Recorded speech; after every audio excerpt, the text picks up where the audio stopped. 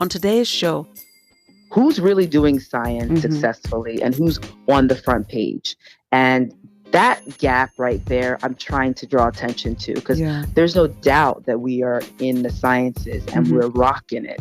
yeah, But it's like, are we shown? And so that's why I need to be a face that you think of yeah, when you think of science. I would love to be, and I would like to be one day a household name in that matter because you mentioned Jack Hanna.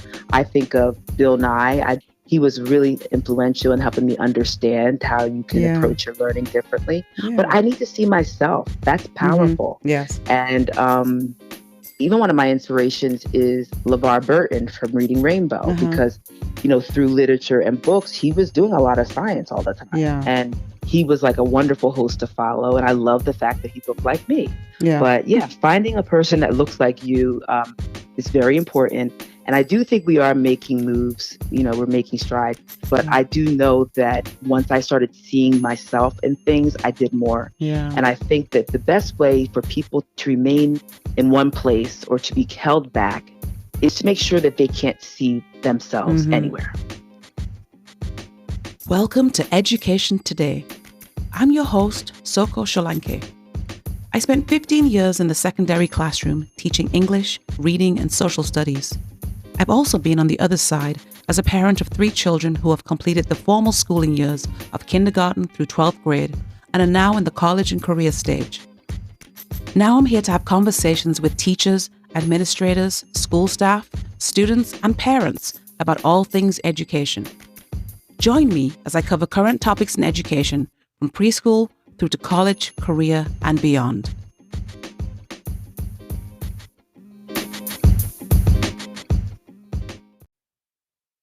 So welcome to today's show.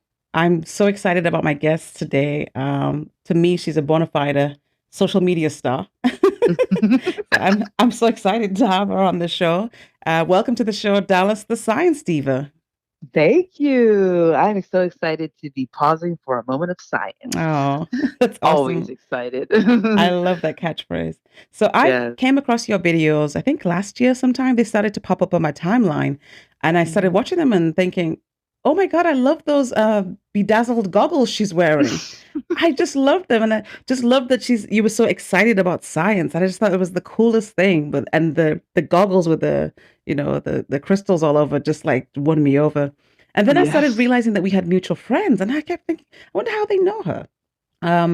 But then I didn't think anything more of it. But then earlier this year, I kept thinking, I really want to reach out to her because I would love to interview her for the show because she looks like to me like someone who's like what I would call a natural born teacher, and she just loves to teach. She just seems like she loves teaching science.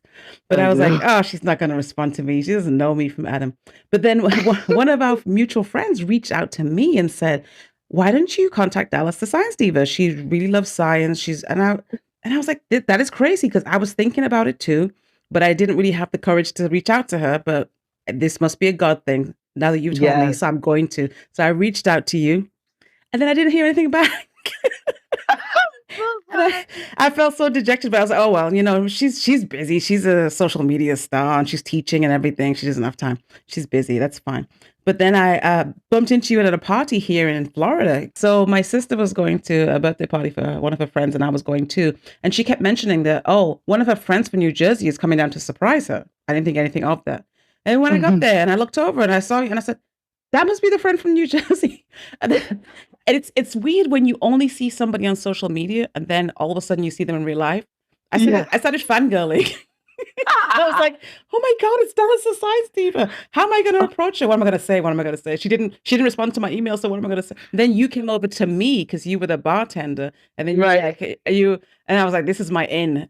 So then we started talking and I told you, I've been trying to reach out to you. And then that's how we ended up meeting and then scheduling this interview. And I'm so excited that I finally get to have you on the show.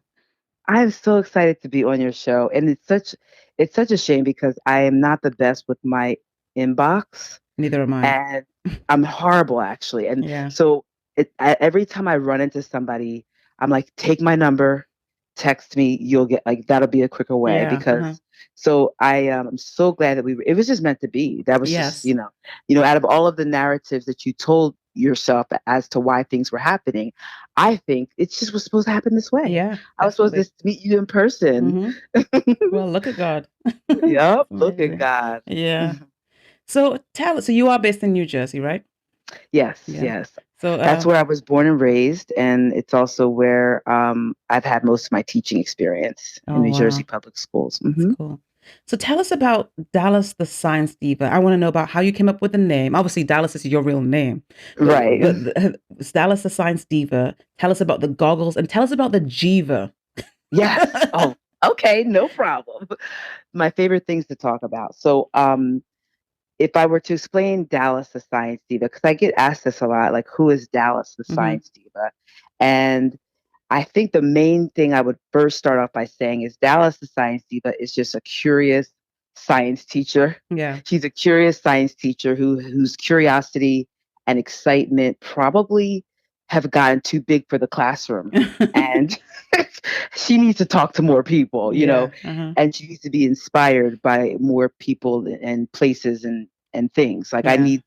I need to emphasize that what I do with my platform is exactly what I do in the classroom. Yeah. It's just I need more space, and I feel like I have a calling to see more people and have more people see me, Yeah. a woman of color who not just enjoys science but understands it and has a desire to learn more. I'm Yeah. not intimidated by learning Hmm. how things work.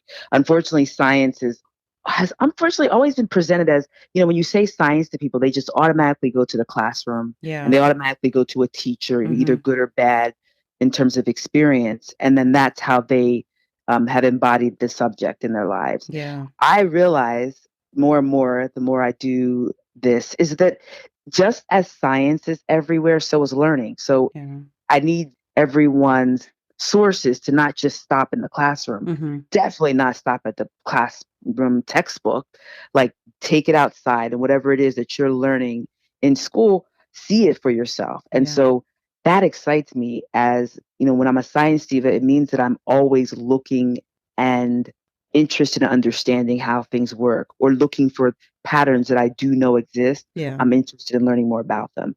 And so for years, I've been teaching science, primarily middle school science. Hmm. I recently just came out of the classroom and started teaching teachers.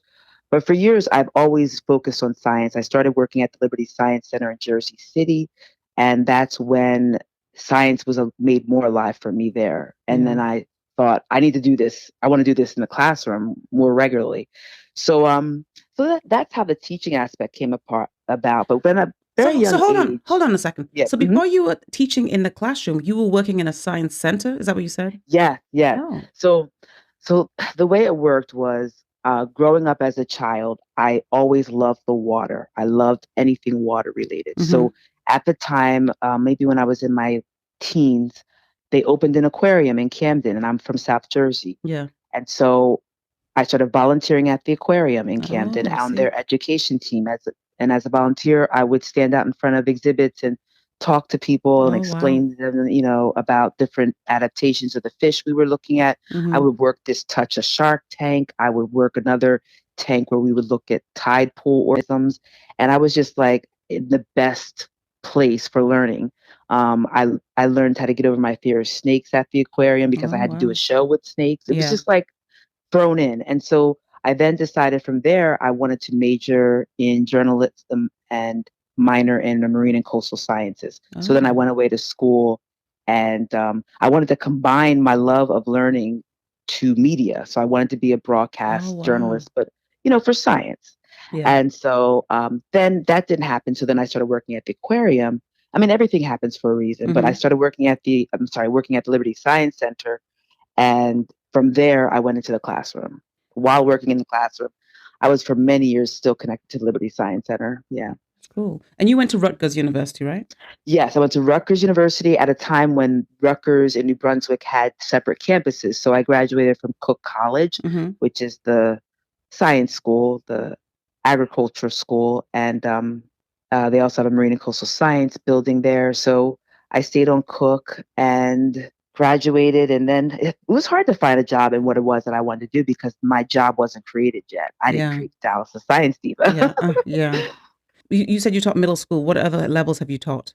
So I've mainly taught middle school, but I for my first, I'm not sure how many years I spent teaching K through 5.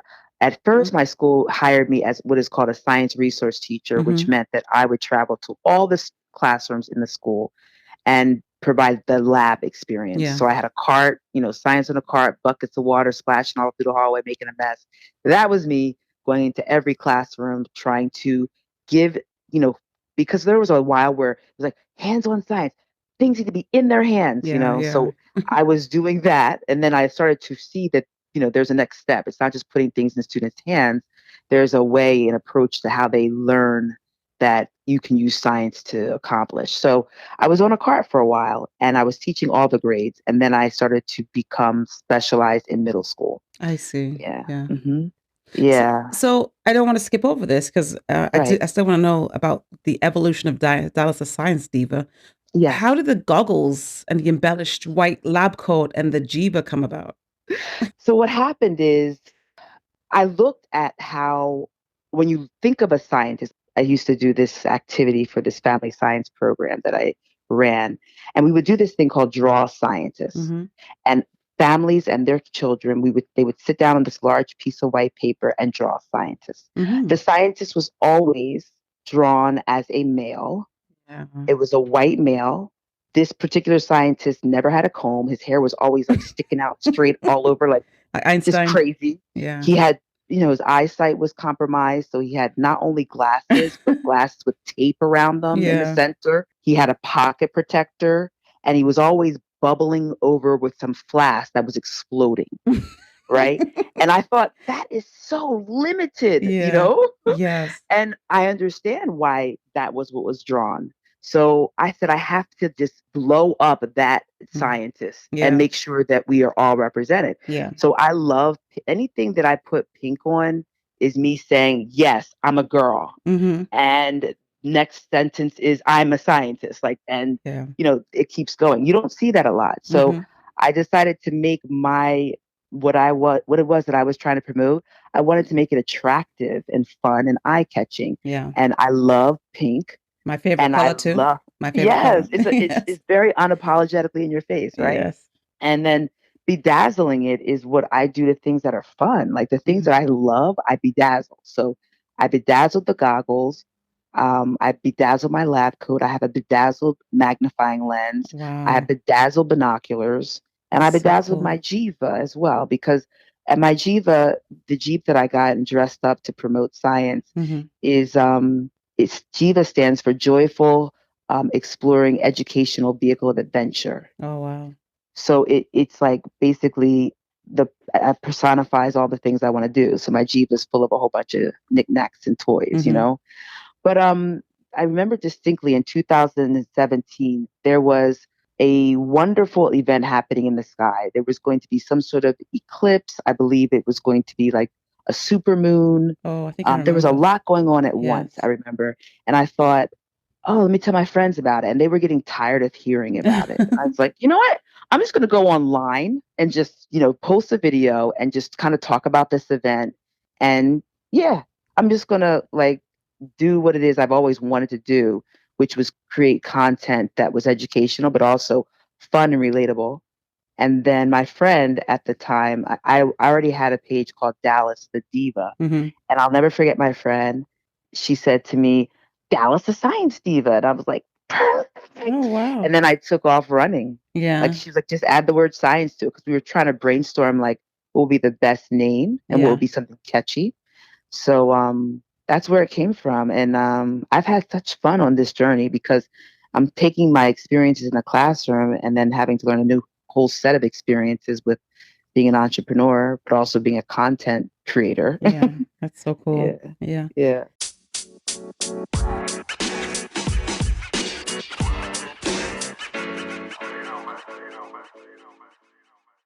I wanted to know your love for science. How did that develop? Was there a specific teacher who inspired you? Was it just the content? What was it for you in your childhood that made you love science?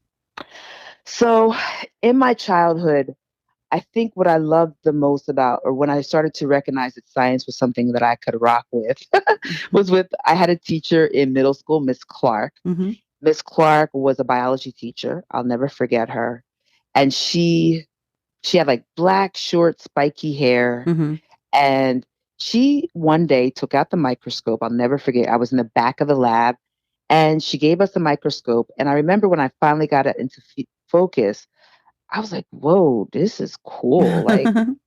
Like this is something I can do myself. Like I don't Yeah. need a teacher to do science. I Yeah. can just, maybe the teaching in the school is where I get the materials at times, but I can start seeing stuff for myself. So Yeah. she opened that up with her passion and excitement. And I remember her being flustered a lot because she was trying to manage the classroom, Yeah. but I do remember she wanted to make sure that we had an opportunity to explore life science. So Yeah. after that, I took my love of the ocean and kind of just combined it. And working at the aquarium, I was around a lot of teachers in the Mhm. education department. So it just was always where I was hanging out, with either educators or people that were curious. And then I would have to say my work at the Liberty Science Center really, really helped because Yeah. the Liberty Science Center has a lot of informal education opportunities for guests, but Uh-huh. they're legit, credible, it's credible information and it's well thought out Yeah. and it's condensed into a short show, Uh-huh. but it's so we made it a point to make the science come alive, like model things Yeah. and use examples and put people in the science we were trying to explain. And I think that's what started to really feed my hunger. So I Yeah. started off interested in marine and coastal sciences. And I think I have one more thing that might have also been in it. I took a trip to the Baltimore Aquarium as a young girl. Mhm. And I was at the aquarium walking around, like looking at things, like, okay, fish, yeah, that's cool. Then we get to the top floor of the mammal pavilion, and I was just in shock and in awe. I saw dolphins, I saw trainers interacting with them, and I'm like, oh my God, dolphins are amazing. Like, I need to be around a dolphin. And so it was kind of the dolphin that I became obsessed with that took me into marine and coastal sciences and Oh. allowed me to see the whole system behind where a dolphin lives. Yeah. And that goes into chemistry, that goes into geology. It just Mhm. snowballs. So Yeah. it was those little bit of experiences like that. And my mother was always very, my mom was, she allowed me to explore even in Yeah. areas that I was fearful of. So Uh-huh. in high school, I got certified as a scuba diver. Oh, And my wow. mom was like on the beach. I'll never forget, like we were at this quarry when I was doing my dives for training. Mhm. And I remember seeing my mother as I was submerging under the water on the shoreline with their hands to the sky praying. Oh, that would have been me. He was just like, Lord, please take care Oh of my my baby. goodness. And, Yeah. and so she was shaking in the knees, but she let me go for it Oh, and did wow. it and do it. Wow. And, I think it's not until just now that I realized like all the opportunities I had a mom who may not have wanted to do them herself, Mhm. but she allowed me to do it. It's awesome. She took me to the aquarium to volunteer. She allowed me to get certified as a scuba diver. Like she said yes to those things. Mhm. And those were things that she wanted no part in. Like she Yeah. didn't want to get in the water, Yeah. Oh, but she let me. So yeah. I think that was where the Science Diva was being born. Yeah. You talked about marine animals. I actually see you on your social media page a lot with horses. Yeah, oh my God. Horses are my other love. And it's actually funny. A perfect combination would be to just have them both together. That's Yeah. why a couple years ago I drove down to the Outer Banks, which is notorious for having wild horse populations down there. Oh, wow. And so went to the beach, drove on the beach for miles looking for horses. Those are definitely my perfect places to Mhm. be, on a horse or around a horse and at the beach. And horses are, they teach you a lot about yourself because whatever you think you know about a horse, you don't know anything. So when you Yeah. go around them, you're so very humbled by them and their power and their personality. And, they make you tap into a very quiet sense of self. Yeah. And you also again learn about every part of the science on this earth through a Mhm. horse. Yeah. Yeah. Whether it's Yeah. physics, whether it's the chemistry behind the way they digest their food, uh, all the way to the weather conditions that and how they respond to it. It's just constant science. Yeah, that's awesome. So, do you develop this love for science? Now you're Right. teaching, and there's this video on your social media account, one of them about you go into this classroom and you say before you go in that, oh my goodness, every time I go in this classroom, these kids get so excited. And then you go in the Yeah. classroom, you can hear the kids squealing like, ah, they're so excited. How do you tap into that curiosity and that love of science for students and those kids, I think were no, I think I've seen you with some preschoolers and Yeah. and you were doing some experiment with them and they were just so curious and just totally into what you were doing. But I know you also have experience with elementary, with middle, and I think this summer you also had experience with high school. So Right. I how do did. you tap into that curiosity and inspire students in all those different age groups? That's an excellent question. I think, unfortunately, there's something about our curiosity that takes a nosedive after Yes. preschool. Yes. And I have to remind myself that even adults, we are all the same. Like, we're just humans on this journey at different stages. What does that mean about our curiosity, though? That has to still be there, you Yeah. know? Hmm. So I know I trust the idea that I know that there was a point in everyone's life where we, you know, exercise our curiosity freely. Yeah. And that might have been probably in preschool. So it's real easy to do in preschool. Hmm. At first I was like, how am I going to talk to these kids about science? You know, like they're little kids. Oh my Lord, I was quickly humbled. They are full of experiences and questions and understandings that they are not afraid to air out. They're not afraid to ask. Yeah. They're not afraid to be afraid. Like, you know, everything is just free. And Mm. so I don't hold back with what I try to expose them to and tell them about. And in preschool, they're the most purest scientists, Yeah. preschoolers. And then when it comes to middle school, I'm very excited about what I'm teaching about Hmm.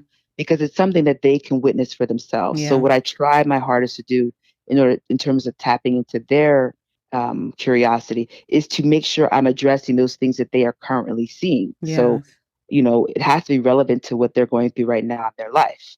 Yeah. And if you relate to someone, whether it's an adult or a child, that's the first step before you want to try to like help mold the way they look at their learning. Hmm. You know, I'm making a deposit in their education. There's a lot of people that are doing that.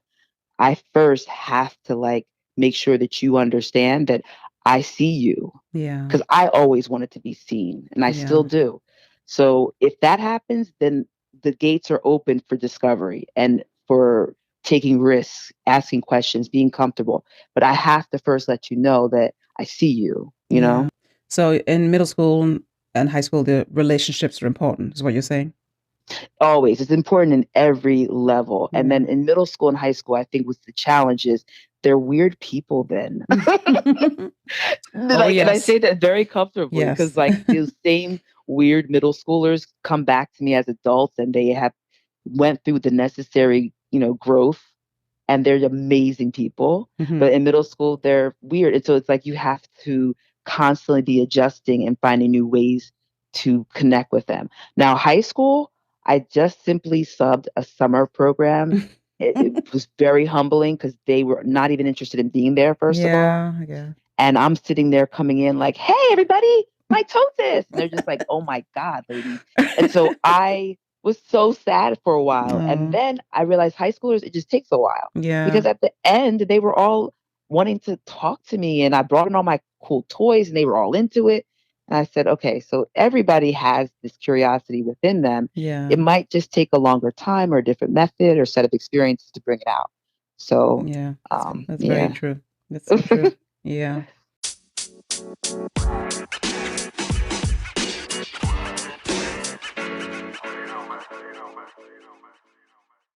So you mentioned the eclipse in 2017. Was that how you got into social media?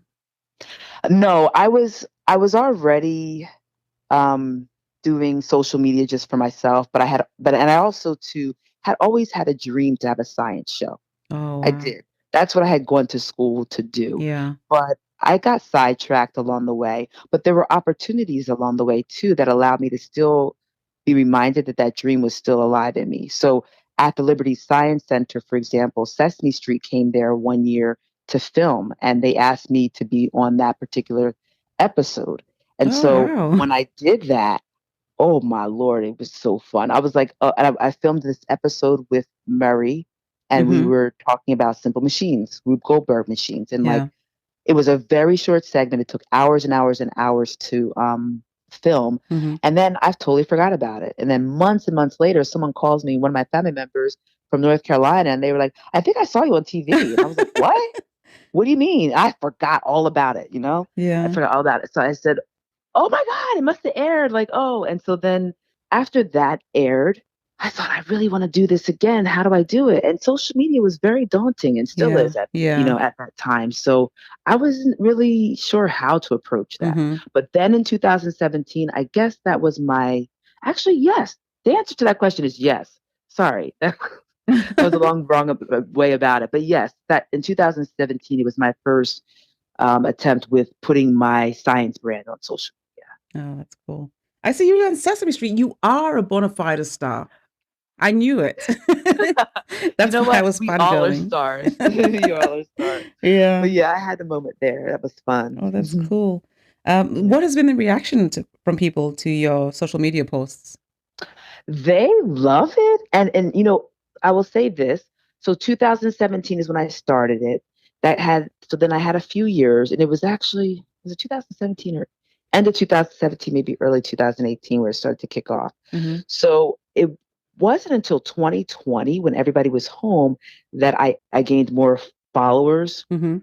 And so I didn't really know for a while how people were receiving Dallas the Science Diva, because some people, on social media, you could watch a video. Yes. If you don't comment, I don't know Yeah, it's true. if anyone's watching it Yeah. and who's watching it or Mhm. how you feel about it. And think of the many times we watch videos and we love it, but we don't heart it or like it or Yeah, whatever, yeah. or share it. So the content creator, is sometimes hard to see what's happening. So I was telling this story that after the pandemic and we started to come back outside again, and I started running into people who Mhm. started following me, it was so shocking, because I didn't know people really liked it like that. And so when Oh. I run into people either that I know or sometimes people that I don't know but recognize me, which is rare, but when it did happen, they were like, "Oh my Lord, you're that science lady." Oh, And that's wow. the best compliment. Like, That was "You're that me. science lady." Exactly. That was me. I'm like, "Yes." And then in school, a lot of my students were following me, so their friends would be, even if they weren't my students, so they would know me as science Mhm. lady. And that was the biggest compliment.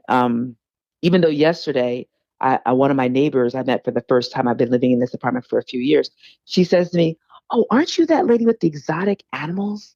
I was like, "Oh, is that how I'm known in the neighborhood? I guess." Oh, that's cool. But no, being recognized, like, sometimes people will say to me, "Science." They'll just say, "Science." I'm like, "Yes, Yeah. that's what I want you to think about when you see me, Yeah. science." That is that is so cool. Yeah, in your videos, Mhm. you've even mentioned it today, kind of. You've said there's a couple of times in this interview that you've mentioned that one science leads to another and leads to another. Like, oh, there's biology in there, but there's also chemistry and there's also physics. And then there's Mhm. a video where you say, I love all sciences." Yes. But you must have a favorite one to teach. You must. Hmm. La, la, la, la. So I do have a favorite one to teach, probably because it's the one I learned first, Hmm. and I may know the most about, which would be biology. It would be life Okay. sciences. Yeah. But again, like life sciences, you can't, like life is chemistry. Yeah. So Okay. the portal to everything else will be Yes. life science. But Okay. it's so hard for me now that I'm, been in science education for some time. It's like everything is so Hmm. valuable. Yeah. But life is probably the easiest for me to relate to because I'm a living thing. And it's the easiest sometimes to teach because we have many examples. Yes. Um, Yeah. but I also oftentimes try to personify other concepts in science that are not life. Do you know Hmm. what I mean? So, like, let's take, for example, rocks. The reason why I start with rocks is because at first it used to be the most boring subject for me to teach. But then I started to try to understand different types of rocks and Hmm. why they form the way they do. And I would sometimes give my students an opportunity, like if you were a rock, how would you describe your life so far? What type of rock would you be? Mhm. Would you be a rock that has been, pressurized for a long time underwater with different materials, or would you be a rock that formed from lava drying, Mhm. like a recent eruption, or would you be a rock that's just changing Yeah. from other forms of rocks, and kind of like starting to get students to see like the themes and the patterns that we find in our everyday life. Yeah. Sometimes we can connect that to something like rocks. Yeah. So when I started teaching it from that way, it became a lot more fun for me, and I started to love rocks. Yeah. Probably became more fun for the kids too. Yeah, 'Cause when you yeah. add creativity and imagination to it, Gotta. there's been I have 3 kids, and they've all gone through K through 12 education. There was some years where they had in middle school and high school, mainly middle school, where they had teachers who taught science from a textbook. Mm, Sometimes it wasn't all the teacher's fault because, there was no lab given to that teacher, but even still, you could right. you could take the kids outside and do some Without experiments. doubt. And then there were years when they had teachers who did experiments and, obviously the years when they did experiments were the years when they loved science and were into science and did very well, you know? Exactly. I thought about this idea of textbook because sometimes I've heard certain districts say, take the textbooks out, no textbooks. And I think it's because textbooks were used wrong. Yeah. Like they were used wrong. And Mhm. so it most science has been taught from a textbook. But if you gave me a textbook at a school and said to me, this is all I can give you to teach science, I will have no problem doing labs in that Yeah. classroom Yeah. because I will be like, bring in cups, such and such, bring in this, bring in that. We all have these materials. We will make it work. Yeah. Like it's so easy to make come alive. Mhm. So yeah, leaning on the textbook is almost like a security blanket for Yeah. teachers sometimes. Yeah. So your teaching style is similar to mine. I'm an English teacher, but for me, I look at my text and I look at the textbook, and I say text because I'm an English teacher, so maybe it's a book, Right. a poem, or Yeah. a short story or something. And I think, what is the most creative way that I can teach Mhm. this? Like, what Yes. can we do that's hands-on and interactive and requires discussion and some tactile things? So I think we have similar teaching styles there. Yes, Yeah. definitely. I mean, and teaching is an art. It's an Yes. art, and I think that is not emphasized enough. Hmm.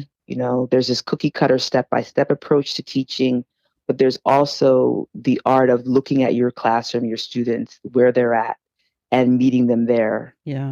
to accomplish the same goal. Yeah. It's interesting, like the state of New Jersey now, they have next generation science standards that, not even the state of New Jersey, but generally speaking, the next generation science standards really emphasize practices just as much as the content of science. Oh, okay. So when I approach science, I'm not teaching science or encouraging teachers to teach science because students need to know science Hmm. because they just need to know it, and maybe they'll be a scientist. I'm using science to teach students the ability to use evidence to support their argument. I'm teaching science. I'm using science as an opportunity to give students a chance to learn how to question, Hmm. learn how to communicate or make models. Hmm. Those are skills that are just across the board applicable to anything you do in life. Yes, And I was so, thinking that just yeah. now because as you were saying that, using evidence to prove your point and Hmm. creating an argument, I was thinking about my English classes in high Exactly. school English, with nonfiction texts, but even fiction text too. So it really is Right. applicable across the board. It really is. And when you start to approach it like that, instead of, do you know what a mitochondria is? Like, come on now. Like that anybody can just know what, like, memorize stuff. Yeah, yeah, Are you able to find a pattern, yeah, in mitochondria in different parts of your body? Are you able to question and try to like come up with a experiment that would help you find that answer? hmm, That's a practice. yeah, I'd that's, rather you know that. yeah, And that's the thing about scientists too. They are given this reputation that they know everything and they're hmm, brainiacs. And I keep telling my friends and my fellow colleagues, like, scientists don't know anything. That's why they're scientists. They're yeah, like asking and questioning and trying to figure, yeah, and they are comfortable in that space, yeah, and because of that, they happen to end up learning a lot, but yeah, they don't know anything. There's a question there. yes, yeah. The definition of scientist, right? Yep. Yeah.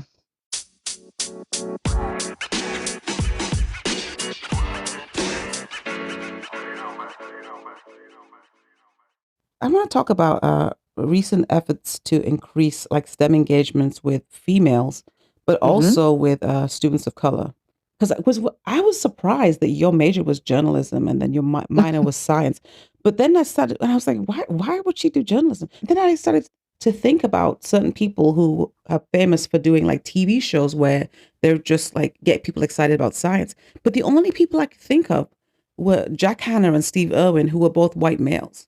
So I was Right. thinking, wow, this is really a space that is Yeah. ripe for Black female and other minorities also, but and Hmm. females. I couldn't think of any females in that space. So I was thinking Exactly. that's really cool that you're doing that. But then I also thought about, so my son is an engineering major. He's going Hmm. into his senior year Wow. in Florida, and every semester I ask him, how many girls are in your course this year, and how many of them are Black? And it's always a Hmm. negligible number. It's always really low. And I was like, oh, come on. And he's like, Hmm. it's not in my control. And I and I have a former student who's starting med school, actually the same school as my son. She's starting med school, and she's a Black female, a child of Haitian immigrants. And she was telling me the ratio of Black to non-Black students in her course, especially females, and the number was so small. It felt depressing because I felt like, well, now that small group of Black females have to do extra to prove that they belong. You know what I mean? That's what it Hmm. felt like. And that was just Yeah. that made me think about like there's been so many efforts. I mean that's just one school. They both go to attend the same school. That's not necessarily the case everywhere. But I was thinking about the time that I've been teaching, which is about 15, 16 years. We've seen this cycle of let's increase STEM engagement for all students. Let's try and get more girls involved in STEM. Let's try and get more students of color. Do you think those efforts have been successful? I do. I think there's a huge misrepresentation of who's actually in the sciences Mm-hmm. sometimes. And even though, yes, in a lot of classes, there is a very scary ratio right Yeah. now. But I think the efforts will always be an uphill battle. Yeah. But I think that it is gaining momentum. Yeah. Uh-huh. I'm reading this called My Remarkable Journey. It's a memoir about Katherine Johnson, Oh. and her life inspired the movie Hidden Yeah. Figures. And during the book, she mentions in the book, like, I didn't realize how big my story was until it became more exposed. And Yeah. she mentions in the book, like, all the accolades and rewards I received are wonderful, but I wish so badly that my colleagues that I worked with were here to see this because I didn't do this alone. It was a Yeah. lot of us there. Yeah. And I think this story has so many layers to it, one of which is the idea of who's really doing science Mm-hmm. successfully and who's on the front page. And that gap right there, I'm trying to draw attention to because Yeah. there's no doubt that we are in the sciences and Mm-hmm. we're rocking it. Yeah. But it's like, are we shown? And so that's why I need to be a face that you think of Yeah. when you think of science. I would love to be, and I would like to be one day a household name in that matter because you mentioned Jack Hanna. I think of Bill Nye. I Oh, that's watched so many right. Bill Nye Yeah. videos. He was really influential in helping me understand how you can Yeah. approach your learning differently. But Yeah. I need to see myself. That's Mm-hmm. powerful. Yes. And you know, like even one of my inspirations is LeVar Burton from Reading Rainbow, Uh-huh. because, through literature and books, he was doing a lot of science all the time. Yeah. And he was like a wonderful host to follow. And I love the fact that he looked like me. Yeah. But yeah, finding a person that looks like you is very important. And I do think we are making moves, we're making strides. Speaking of Katherine Johnson, would you believe that for years my father has played tennis with her daughter? Never knew Oh, that wow. never knew that her mother was Katherine Johnson. Oh, And he wow. called me one day and said, "Hey, Dallas, do you know who Katherine Johnson is?" I'm like, "Are you kidding me, Dad? Like, I have her Barbie doll. Like, I have her Barbie doll. Like, really? Of course I know who that is." Yeah. Well, I didn't know I played tennis with her daughter. So I then met with her daughter and we sat down and talked. And through her daughter, Miss Jolette, Katherine Johnson speaks to me, for example. Like, Mm-hmm. she's constantly encouraging me and she's also listening to you know, my journey and seeing how her mother's work, not even knowing it, is so inspirational to me. Yeah. So I think that we are making moves. It's just sometimes it may be a dormant state, like it's a seed that's being planted that's going to bloom. Maybe will we see it right away, or will we see it the way we think it should look? I'm not sure, but I definitely know it's planted. Yeah. So, on the same subject, similar subject, a few years back, my cousin graduated from medical school, and we went up to New Jersey. Yes, it, Ah, it was New Jersey for nice. the graduation. What was the name of that school? It'll come to me, and I'll tell you. Okay. Mm-hmm. But there were a lot of Black female graduates that day. Mm-hmm. But Mm-hmm. here's the thing, and you could tell by their names and by the flags that they wore that most of those females appeared to be the children of Jamaican immigrants, Mm-hmm. Haitian immigrants, or West African immigrants. The representation of African American females was very low. Mm. Mm. Yes, yes. It's interesting that that is the case. I think that there's something to be said about the Black experience in America Yeah, and the Black experience coming to America. yeah. They're very different, but they're also similar, but they are very different. There's a Hmm. lot of factors that make those journeys unique. Now, Yeah, whether that's the reason, there's so many factors, but yeah. I do understand, so when I went to Ghana years ago, Oh, I, wow. I yeah, I went to Ghana, Nice. loved Ghana to death. I tried to get a job there teaching. I wanted to move to Ghana. I still do, actually. Oh, If somebody said, "Hey, Dallas, come work here," I'm there. But wow. so while I was there and then I came back, I was so amazed about how everywhere around me in this particular country, I saw nothing but Black people on billboards, Black, Black, Yes. Black, Black, Black, and it was like so wonderful. My friend from Ghana wasn't really as phased by that because that's what he has always seen Hmm. and always known. Yeah. Matter of fact, he said to me, like, I'm not really sure what the big deal is about your president being Black. My president's always been Black. And I'm like, yeah, I get that. I get why you don't see, and I get why I don't see, I get why Yeah. we are just different in that way. And so the idea of being constantly surrounded by images of you Hmm. does something to Yes, the it does. psyche. It does something to what you think you can do, what Yes. you try to do, Hmm. what you hope to do, what you know to do. And I'm not sure what the answer is to that disparity that you mentioned from what you've observed, but Yeah. I do know that once I started seeing myself in things, I did more. Yeah. And I think that the best way for people to remain in one place or to be held back is to make sure that they can't see themselves Hmm. anywhere. Yeah. And in America, you know the rest. We don't see ourselves. Yeah. I mean, it wasn't just years ago. My mom used to tell me as a little girl, she used to rush to the TV when a Black person was on the Oh my TV. goodness, that was us. That was us Yeah, when the Cosby Show came to England in the like early late 80s. Oh my God, that show with the Black people is on. We would all rush to come and see exactly. it. You rush like it's your last breath. Can I tell you can I tell you something else funny? So Family Feud, the Yes. TV show. So the British version is called Family Fortunes, and this is 1980s. Every once in a while, a Black family would be there. We would lose our minds, go crazy Hmm. rooting for that Black family because we just didn't see Exactly. ourselves represented on TV in England in the 1980s. We just didn't. I believe it. We were starving. That shows Yeah. how thirsty we were. Like, that's so important. And it used to, that's so funny when you said, We would because be when you doing said Family Feud, I cartwheels used and to do all. the same thing. Yeah, Oh, we would be if they were, we'd be screaming. Oh my goodness. Yeah. yeah. Yep. Yeah. And Representation. Yeah.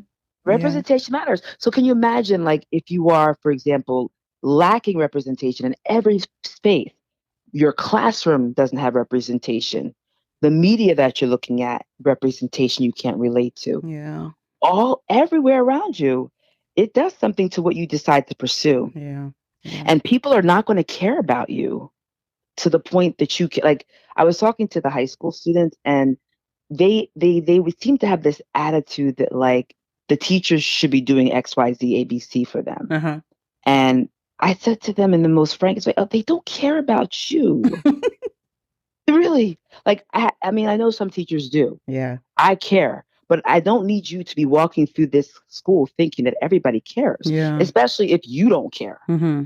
So, first, do you care about you? Do you have an interest in what it is you want to do? Yeah. That's what I need to ignite in you. Yeah. Because once you do, everybody that you come in contact, whether they like it or not, they're going to have to care. Yeah.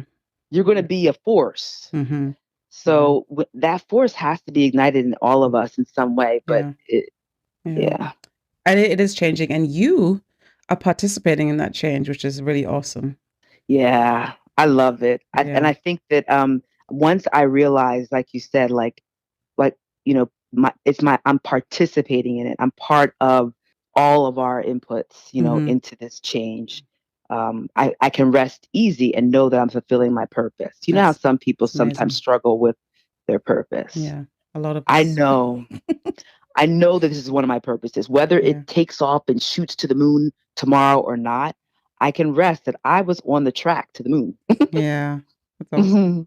That's amazing. I remember the name of the university in New Oh, Jersey. yes. Rowan University. Rowan. Yes. Yes, I know Yeah. Rowan.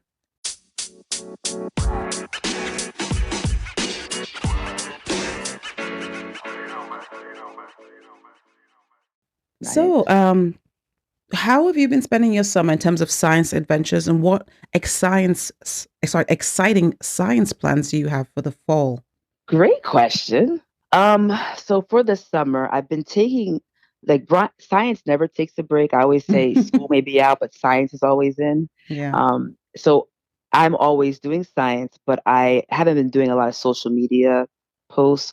But the main thing I would say this past summer that was I've been doing a lot more stargazing and Oh. astronomy in the summer. So I'm doing like quiet science things, Yeah. like meaning I'm trying to find some patterns in the constellations. Mm-hmm. I'm trying to predict a little bit more about the movement of the Earth in relation to the sun and the moon. Yeah. It happens to be a unit that I was training teachers over the summer in doing. And over the summer, I was teaching teachers. So we were doing different experiments here and there. And I was trying to encourage them to just look up, look outside more. Oh, So wow. over the summer, I've had more time outside. So therefore, I'm doing a lot of stargazing as Mm-hmm. well as bird watching. Okay. And um, those are the most easiest things to do. Yeah. Matter of fact, I was on my paddleboard in the bay a couple weeks ago, and I dropped my famous pink binoculars in the water. Oh. And they're still okay, but they're a little rusty now. So I'm Oh. going to get another pair of stronger magnification because one of my goals is to hopefully this fall into winter catch a few of those meteor showers, get a good telescope, and at night I would like to do a few night events in my district where I just have a telescope set up and I invite everyone out to see if it's a full moon to come look at the moon through a telescope, for Yeah. example. Because when we teach astronomy in schools, we're always there during the day, and that just doesn't help because what we're trying to look at is not even Yeah. outside. That's true. Yeah. So my plan for the fall is to kind of do some sort of cool astronomy night in my district. Oh, Very, wow. easy, simple, but I want to promote it so that we are coming together and kind of creating a science community. Because Yeah. when you do those type of things, you meet so many cool people, and you're Yeah. like, "What? You live up the street and you work for NASA? Oh my God!" Yeah. And then in October, I'm running it's called the Moonwalk. I'm running a 5K down at NASA in Norfolk, Virginia, and I'm going to Oh, run through wow. the Katherine Johnson Research Facility Oh, where she wow. worked. So I'm so excited about that. I'm gonna dress up like Katherine Johnson for my Oh. run That's and run through awesome. NASA and hopefully learn a little bit more about, the research NASA does. I also have been through horseback riding, just obviously learning a lot about how the forest changes Mm-hmm. during the summer. So Yeah. a horseback ride in the winter versus the summer very different. We're seeing bears and bobcats. I'm up in the rural areas more often now, Mm-hmm. so I'm seeing animals that I normally don't see, and that's been thrilling and scary at the same time. Yeah. Yeah. That's very scary. um, yeah. Yeah. What'd you say? I said that's very scary. It is. It's Yeah. scary. If you're in a car, it's not so scary. Oh, okay. Okay. Yeah. Yeah. So when you're taking students stargazing in the city, is it easy to see with all the city lights? Great question. I think it's very easy to see.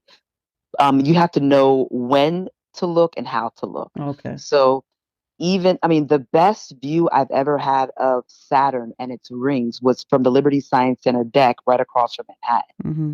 So you don't, Manhattan is like tons of lights. Yeah, yeah, So there are certain constellations that you can definitely see better when you have little light. yeah. But I learned that if you just stare at the sky consistently for a little bit of time, stars start appearing. Like, it's Oh, amazing. Your eyes start to adjust, and you start to bring into focus some of the light that's traveling from some of these stars mm-hmm. that if you just look up once and look away, you're not going to see. Yeah, So I'm interested in tackling that challenge with the students too, yeah, in terms of like the myth that because we are close to light pollution, we're very limited, but we're not really. yeah, Um, so yeah, I'm gonna try to help them see when it's about when you're looking in the sky and how you're looking in the sky. yeah. So when you go to these events, like the when you're going stargazing with the students, or when you're going to Norfolk, Virginia for the NASA event that you're hosting Mhm. or taking part in, is that what the Jeep is for? The Jiva? The diva is for it's practical use for me and all of my explorations, but it Hmm. also oftentimes does promote questions. A lot of people ask, like, what's a science diva? Just because of, Oh, I see. my Jiva has Yeah. lashes on it, and the back of it, I have my Oh, logo. that's And cool. I have, sometimes I give out science stickers there. Sometimes I work out of the Jiva, like I'll open the back and I'll have all my cool stuff there. And Hmm. but no, I drive that around every day, Okay, actually. that's But amazing. it does promote science, and it sparks a lot of cool conversations amongst people. Yeah, that's really cool. It's almost like, the Magic School Bus, just Yes. newer version. Yeah, that's That's another one of cool. my idols, Yeah. I was thinking about when you mentioned Bill Nye and LeVar Burton, I thought about that, but I was thinking, okay, there's a female, but it's a cartoon character. It's not a Yes, real it's a person. cartoon character, Yeah. exactly. Yeah. And That's when funny. people, I mean, I dressed up like Miss Frizzle for Halloween last year. It was the best because it is what I am, but I'm just a black Miss Frizzle. Yeah. Yeah. That's awesome. Yeah. Yeah. Miss Frizzle was great. We Yes. need we needed her to be like a real person. Yeah. Yeah. Well, thank you so much for spending this time with us to just get us excited about science. What is your catchphrase again about science? I always tell, at first, I start off by, stating that we're pausing for a moment of science. That's it. Yeah. And then at the end of our interaction, I oftentimes will say, never stop learning, because Uh, it is really just what fuels this whole journey of life in yeah. general. And if you want to do that with science, you'll see so much. So I always encourage everyone to never stop learning. Science is not a certain grade in school only. It's not a certain profession Hmm. only. It's not a color or a sex, or it's not a status. It Yeah. is at our fingertips. So don't stop grabbing it, because that learning is empowering. It Yeah. makes you feel so much more grounded on this earth. Like, I feel like we're so much more informed about some of the decisions we make. And I feel safer the more I understand how things Yeah. work, you Yeah. know? Hmm. And that safety is free. That feeling is free. Yeah. It comes through science. So Uh-huh. I always say never stop learning. So I appreciate this conversation a lot. Yeah. I could talk forever. Yeah. Well, thank you so much for allowing us to pause for a moment or almost an hour of science. And Yes. you got me excited about science, and hopefully those who are listening will be excited also. So thank you so much for stepping in that space and being that female, and especially that Black female that we need, in Yes. that space. So Thank you for this platform and bringing me on. I am so honored.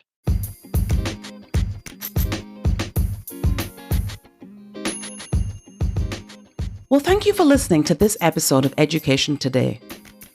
We'll be back next time with more current topics on all things education. In the meantime, you can email any questions or comments you have about the show to edtodaypodcast@gmail.com. If you enjoy the show, please hit the subscribe button on whichever platform you are listening so we can continue to expand our reach.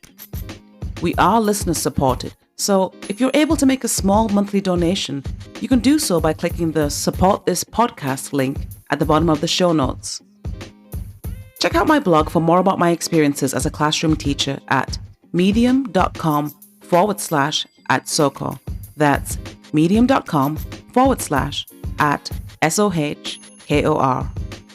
You can also find me on Instagram at SOCO_rights. That's SOHKOR_rights. See you next time, and thank you again for listening.